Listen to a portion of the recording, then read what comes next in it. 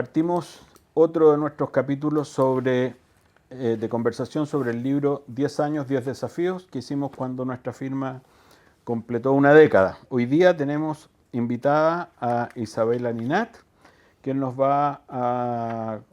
la que vamos a conversar sobre la política migratoria para las décadas que vienen. Isabel, gracias por acompañarnos. Qué bueno que tenemos un tema novedoso que tratar. Muchas gracias por la invitación. Feliz de estar aquí. Isabel es abogado, es máster de la Universidad de Columbia, es la decano de la Universidad Adolfo Ibáñez de la Escuela de Derecho, es miembro de una institución que se llama IDEA, que de algo vamos a mencionar de qué se trata, un organismo que está en Suecia, del directorio de Tinker Foundation de Nueva York. En fin, le sobran títulos, nos gastaríamos un buen rato en eso. Vamos a nuestros temas, Isabel. En tu capítulo, tú abordaste una cosa que está hoy día fuerte en el mundo y en Chile también, la vemos en las campañas políticas, que es la atención hacia las migraciones. Hoy día no hay político de derecha en el mundo que no diga que hay que parar las migraciones. Y lo ves desde Canadá, Inglaterra, que parece que va de vuelta Nigel Farage con ese tema. Lo vimos con Meloni en Italia y acá, por supuesto, tenemos nuestros propios anti-inmigracionistas. Conversemos de las inmigraciones entonces, de las migraciones, digamos, y de la inmigración particularmente en Chile, que repentinamente debe ser un país bastante insular y con una población más o menos estable por algunos años, por lo menos después de la Segunda Guerra Mundial. De repente empezamos a llenarnos de gente que venía de otras partes. ¿Qué es lo que ha traído esto? ¿Qué es lo que está detrás del tema de las migraciones? Bueno, gracias por la invitación. A mí me tocó hace unos años atrás, cuando la migración en Chile estaba empezando a tomar mayor espacio público en la discusión y se estaba discutiendo el cambio legislativo en el Congreso, un cambio que se aprobó y que entró a regir el 2021. Un libro que aborda, esto estando en el CEP, el impacto de la migración, porque primero es importante quizás poner algún contexto general. Las migraciones, para que nos hagamos una idea, a nivel mundial, los migrantes son 3,6% de la población mundial. Entonces uno dice, bueno, es básicamente una de cada 30 personas sale y se establece fuera de su lugar de nacimiento. Y uno diría, bueno, no es tanto, ¿no es cierto?, cuando lo ponemos en ese contexto. Pero pensemos que el año pasado, el 2024, es el año en que más migración hubo, y lo que significó que más gente vive fuera del país en el que nació. Estamos hablando, traje el dato, 281 millones de personas, y de eso la composición depende mucho de la región, pero a nivel mundial y también en nuestro país, la mayor cantidad de gente son hombres. En nuestro país son hombres mayoritariamente, pero con un alto porcentaje femenino, pero se concentran entre los 30 y los 39 años. Entonces, en ese momento, ¿qué es lo que queríamos estudiar? Algo que pasa en todos los países, que la migración tiene muchos efectos distintos y se conecta con la discusión política, ¿no es cierto? Porque para algunas personas está el cruce entre migración y economía. El impacto de la fuerza laboral, el impacto de la productividad, y también en algunos países muy importante el impacto de las remesas. Pensemos Centroamérica, ¿no es cierto? Es donde suele concentrarse claro, exactamente. Y las remesas pasan a ser una fuente importante del PIB. Así es. Para otras personas, ¿no es cierto?, está el cruce entre todo lo que es la migración y la cultura. Nosotros ese debate lo vimos con mucho menor presencia, a diferencia de lo que pasa en otros países, porque tradicionalmente, históricamente, la poca migración que había en Chile era de países vecinos culturalmente similares. Sí, Perú, Bolivia. Exacto. Misma religión, mismo idioma, más o menos, ¿no es cierto? Más o menos estoy tirando aquí, mismo tipo de comida. Quizás nos vimos beneficiados en algún grado. Yo creo que tuvimos una mejora sustantiva cuando llegaron los peruanos. Exacto, pero era en el fondo una migración quizás que no era tan rupturista. Cuando el patrón de la migración cambió en Chile, y esto lo vimos en un proceso muy acelerado después del 2015, en que aumentó la cantidad de migrantes, pero además aumentó o se diferenció la composición de esos migrantes. Entonces ya no teníamos solamente migración de Perú, ¿no es cierto?, de Bolivia en el norte, sino de Colombia, de Venezuela empezó a surgir y en ese momento también de Haití. Y entonces empezamos con las complicaciones y las preguntas más complejas que se ve, por ejemplo, en Europa, en ese caso, cuando llegan los migrantes, ¿no es cierto?, de países que vienen del mundo árabe, por ejemplo, o en algunos países de Europa cuando vienen del continente africano. Y por eso es que el debate en Chile, de alguna manera, ha estado influido por estas dos variables. La cantidad de personas, en que, por ejemplo, Perú dejó de ser la población mayoritaria y pasó a ser Venezuela, pero también las diferencias culturales y lo que eso significa también para la educación, para la salud y para, en general, la diversidad de una población más heterogénea. Mira, yo te quería proponer tres cosas que podríamos tratar de abordar a partir de lo que uno ha visto también en otras partes. Hace años atrás, por ahí por el 2011 debe ser, di una charla en Croacia, si mal no recuerdo, sobre un tema relacionado con esto que tenía que ver con cómo está cambiando la demografía a nivel mundial a partir de la prolongación de la vida humana, combinada en forma totalmente dispar en las diferentes regiones con los fenómenos de la natalidad, del descenso de la natalidad en algunas partes mientras se mantiene alta en otras. Gran tema en nuestro país. Tema que nos está llegando a nosotros. Este era un tema que yo lo comenté a estos europeos hace mucho tiempo y mi predicción hacia ellos era que venían tres problemas. Cuando tú combinabas que las mujeres estaban cambiando su rol en la sociedad, teniendo hijos más tarde y teniendo menos hijos por un lado, y por lo tanto se venía al suelo el índice de natalidad. En Italia en esa época era como el que estamos llegando aceleradamente hoy día en Chile. Lo que tendía a ocurrir al cabo de unos años, y ellos ya llevaban varios años en eso, es que pronto esta diferencia donde la población se hace muy antigua iba a ser llenada por gente de países que tienen un superávit de niños. Y yo les ponía el ejemplo del Congo, donde en el Congo en esa época se mantenía, si mal no recuerdo, 5 o 6 niños por mujer en la edad fértil, versus Italia, que era 1, algo y 2,1, que es lo que se necesita para que se mantenga. Entonces le dije, bueno, la predicción es fácil. A ustedes les va a llegar gente de todos los lugares desde donde la reproducción sigue siendo alta. Mundo musulmán, mundo africano, fundamentalmente, que eran los más cercanos a ellos. Y dicho y hecho, por supuesto, eso es lo que ha estado pasando en los siguientes 15 años o 14 años. A nosotros, bueno, y eso, los desafíos que yo le planteaba entonces, uno tenía que ver con eso, el tema de la menor natalidad como una de las causas que hace que el espacio se llene, porque surgen oportunidades de ir a vivir ahí para gente que hace lo que los locales ya no tienen, niños, una nueva población. Lo segundo era lo que tú mencionaste, el tema cultural y cómo el tema cultural posibilita o no la integración. Lo que pasa en Francia con los musulmanes, que no se integran, no cambian de idioma, en fin, o los turcos en Alemania. Y tercero, ¿qué haces con los derechos políticos? ¿Los dejas que voten? ¿No dejas que voten? Una vez que son importantes, te cambian profundamente tu sociedad. Entonces, el tema de la natalidad, el tema de la cultura, el tema político, son, me parece, temas que vale la pena ver porque los estamos viendo en Chile ahora.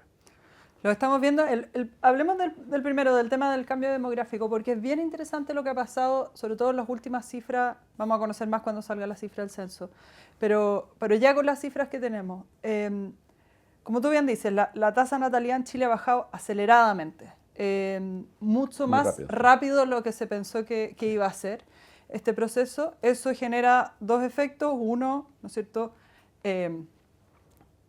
menor o una fuerza laboral que se va reduciendo y también el envejecimiento de la población, con lo que eso se implica, por ejemplo, para los servicios de salud, para el tema pensiones y suma y sigue. Las ciudades, por ejemplo, que es una pregunta súper interesante. ¿Están las ciudades adaptadas para una población envejecida? Esa es otra discusión, pero bueno. ¿Y qué es lo que ha pasado en Chile? Esto ha tenido dos efectos, yo creo, muy claros. El primero es en educación.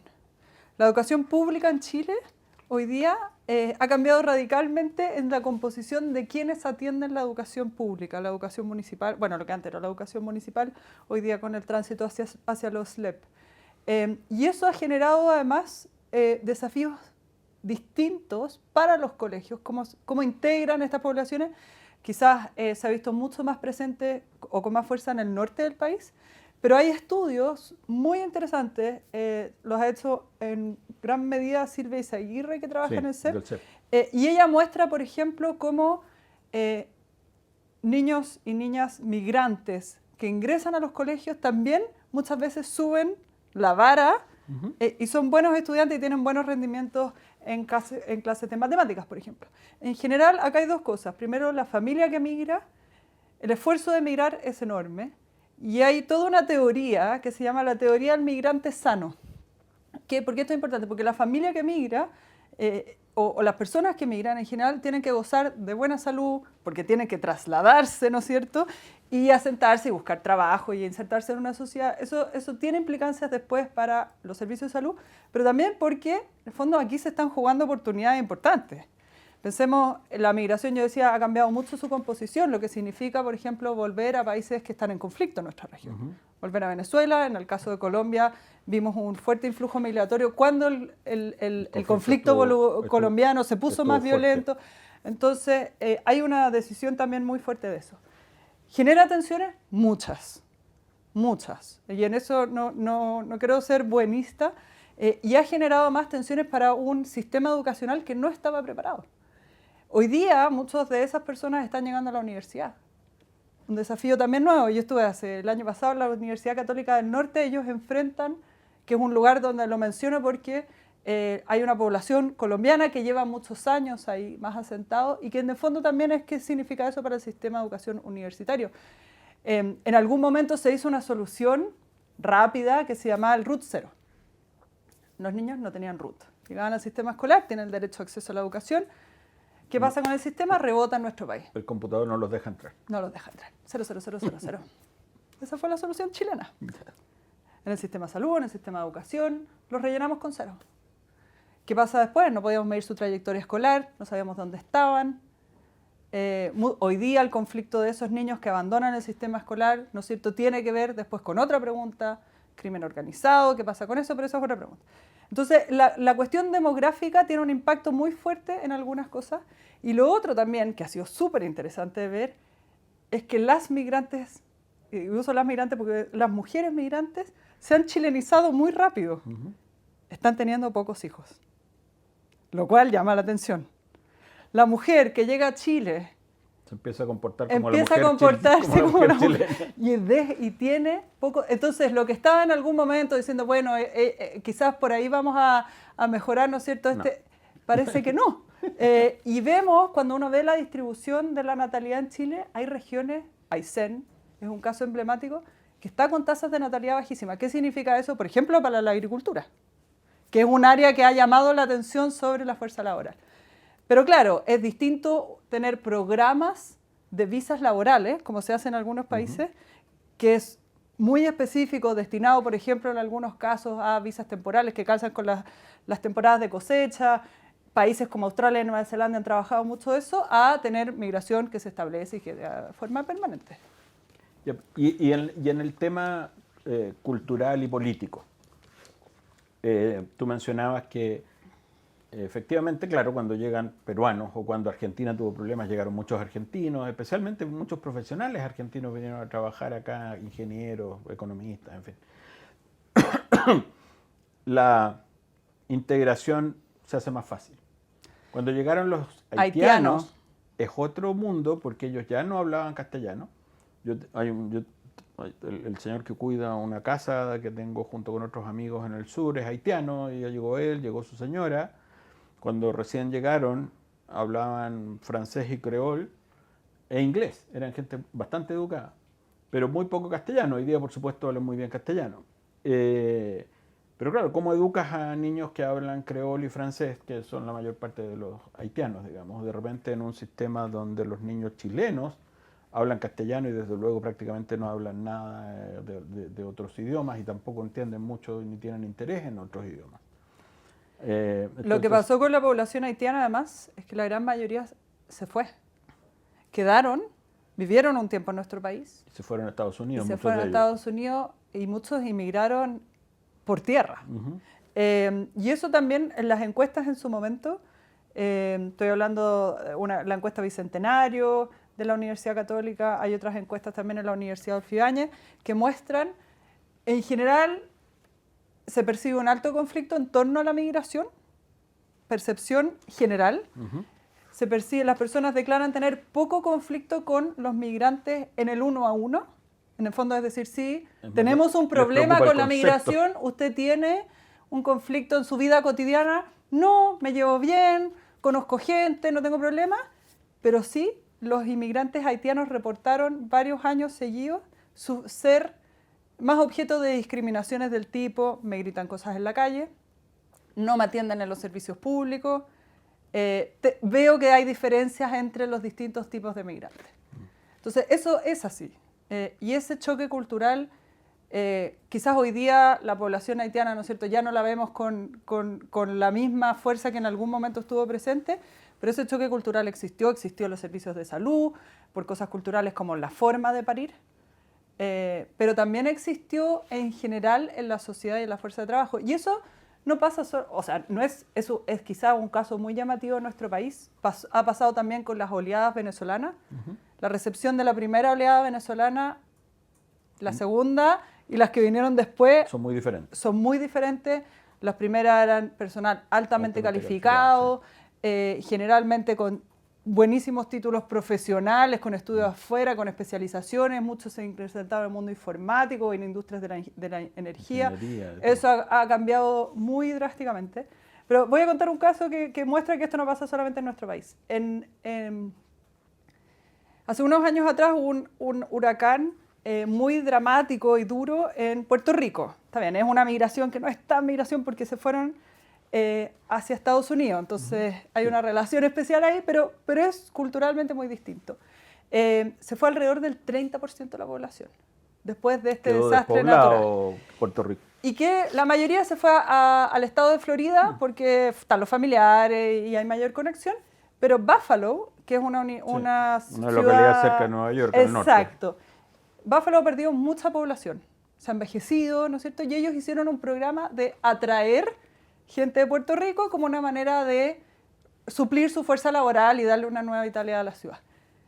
Ese es un desafío, con 1,5 metros de nieve en invierno para un puertorriqueño. La mitad se fue. Claro, me imagino. Y pensemos que en general, ¿no es cierto?, hay una conexión más íntima entre Puerto Rico y Estados Unidos. Era un programa que además buscaba activamente tener una fuerza de trabajo. Entonces, son desafíos que si no están bien planificados, no solamente en términos de, bueno, cuáles son las necesidades de la fuerza laboral, sino también cómo esto se sostiene en un sistema, genera muchas de las tensiones que además hoy día en la política, la derecha y también hoy día lo vemos en grupos de izquierda, ha estado recogiendo de este sentimiento tan fuerte que está la población, que tiene que ver con los temores de cómo afecta la fuerza de trabajo, cómo afecta el acceso a servicios públicos. Dígase, bueno, yo voy a ir al consultorio y está lleno. Claro, y los que están ahí no tienen acento chileno. Y los doctores que atienden, y ese tipo de cosas hay que hacerse cargo. Yo creo que además en Chile, cuando uno mira el fenómeno, la realidad de la migración territorialmente es muy distinta. Sí. El impacto que ha tenido en los municipios del norte y los municipios también, obviamente, de ciertas áreas de la región metropolitana es muy distinto a lo que ha tenido en municipios del sur. Entonces nosotros tendemos a ver esto como un problema muy nacional. Y es muy regional. Es muy regional porque además las personas se asientan según dónde están sus vínculos familiares, que es lo que naturalmente uno hace. O sea, me voy a ir a otro país, ¿a qué le pregunto? ¿Cómo averiguo? ¿Dónde llego a vivir? Donde alguien que viene desde mi mismo pueblo. Y ahí los colombianos de Antofagasta. Se generan estas redes que pueden transformarse, el caso que tú nombraste, ¿no es cierto? Francia, guetos de pobreza. Sí. O que son redes de llegada y que después nos movilizamos por el territorio. Déjame tomar el caso de los franceses, porque me parece que es interesante, es uno de los que yo veía en aquella época, lo usé como modelo de análisis. En Francia siempre tuvo una relación, porque bueno, fue uno de los países colonizadores, con África, especialmente con el norte de África, además. Entonces, después de las guerras, o de la guerra civil ahí en Argelia, en fin, los procesos de liberación de Túnez y otros lugares, ellos recibieron una enorme cantidad de migrantes que por un lado hablaban francés, pero culturalmente no podían ser más distintos de los franceses. Y esa gente llegó, fueron recibidos por los acuerdos que tenían, se les dieron todas las facilidades del caso, a lo mejor para que llegaran, pero se instalaron a vivir en unas especies de islas culturalmente separadas, con su religión, con sus mezquitas, con su... hasta madrazas tienen en Francia. Y entonces después terminamos con los atentados a los caricaturistas estos de Charles Hebdo. El libro B13 de Carrer y exactamente, un libro buenísimo. Y con los atentados a la Bataclan. A la Bataclan. Entonces, y al mismo tiempo entonces viene el presidente Macron y dice, afuera con las, ¿cómo se llama? Las burcas para las niñitas, y queremos que los que vienen acá se tienen que instalar a la francesa, y vamos discutiendo que el idioma no se les permite, que no pueden usar estas cosas. Y claro, la gente que lleva 20, 30 años ahí se sienten violentados y entonces después salen a quemar autos en la periferia de París. Ese tipo de fenómenos, que ahí están bastante fuertes ya, son el tipo de cosas que si se manejan mal pueden llegar a ocurrir. O sea, uno se puede imaginar que puede haber una explosión social a lo mejor en Iquique, o en Arica, o en Antofagasta, donde las comunidades son muy grandes, o en algunas de las comunas de la región metropolitana, donde ese tipo de cosas a lo mejor pueden ocurrir. Entonces, ¿cómo se manejan? ¿Cuál es la experiencia internacional de los países que han hecho esto bien? Porque hay que tratar de copiar ideas, no tenemos por qué inventar la rueda. Nunca hay que inventar la rueda. Si es que alguien ya la inventó. A ver, yo creo que hay modelos muy distintos, y voy a mencionar tres. Uno es el francés, y el francés tiene una base que es la república. La République. Exacto, eso ha sido la base, y entonces para ellos hay que hablar francés. Están los valores de la república, ¿no es cierto? Y de eso es la base de sus políticas. Esa base es muy distinta del camino que se optó históricamente, no actualmente, pero históricamente en Estados Unidos, que es la idea del melting pot. Sí. Aquí somos todos distintos y bienvenidos. Y bienvenida a esa diversidad, y de esa diversidad que cultivamos y valoramos, surgen, ¿no es cierto?, ideas, transformaciones, etc. Yo diría que un modelo entre medio, con muchas tensiones, pero súper interesante de observar, ha sido el canadiense. Porque el canadiense ha batallado con estas tensiones que te genera, por ejemplo, el uso de los símbolos religiosos para niños en el sistema escolar, por ejemplo, tradiciones culturales durísimas. Estoy hablando, por ejemplo, de la ablación de niñas en el sistema de salud. Hay casos hay unos casos bien famosos en Canadá que tienen que ver con la comunidad Sikh de la India, ¿no es cierto? Y su uso del casco para andar en moto. Ellos dicen no, porque yo uso turbante, claro. Entonces a mí no me lo pueden permitir. Y entonces no hay un único modelo de lo que se llama la integración. En Chile, nuestra legislación, y la historia es bien entretenida, creo yo, y bien dramática, nosotros tuvimos muy poca migración, y quizás el caso más conocido es la del fines del siglo XIX, cuando salimos a buscar inmigrantes, ¿no es cierto?, a Europa, era una migración muy dirigida. Después hay un hito con Carlos Ibáñez. Los fundamentos de esa legislación, si uno los lee hoy día, llaman mucho la atención. Después, ¿no es cierto?, vino la visión de la dictadura. No teníamos mucha gente que quisiera emigrar a Chile, más bien causamos migración.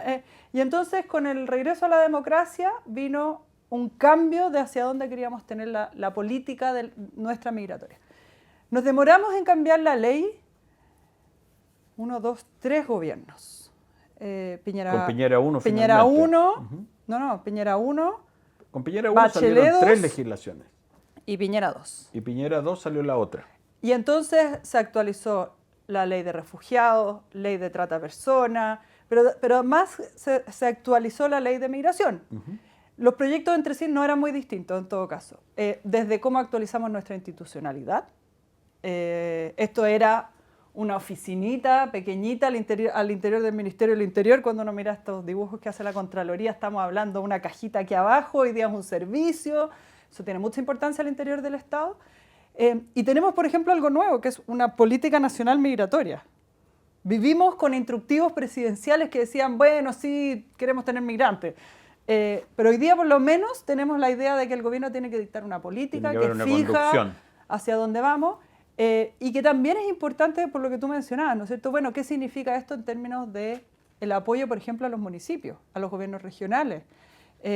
La realidad de comunas como Independencia, como Estación Central, Antofagasta, Iquique es muy distinta a la realidad de comunas de, no sé, la sexta, la séptima, la octava, bueno, ya no tienen números, en la comuna del Maule, O'Higgins. Y en eso, en el fondo, como ahora, parte de esa actualización de la ley migratoria, que nos ha dado quizás alguna visión y sobre todo interna para los servicios públicos, ha estado hoy día más marcada por el fenómeno de la migración irregular, que alcanzó un pico en la pandemia. Nosotros tuvimos muchos cruces irregulares, casi 200.000. Lo que pasó en Colchane, que quizás apela un poco, ¿no es cierto?, a qué pasa cuando la gente entra, no hay cómo recibirlos, qué hacemos. Y hoy día también al fenómeno de, que es una discusión mundial y que tiene que ver con cómo se hacen las deportaciones.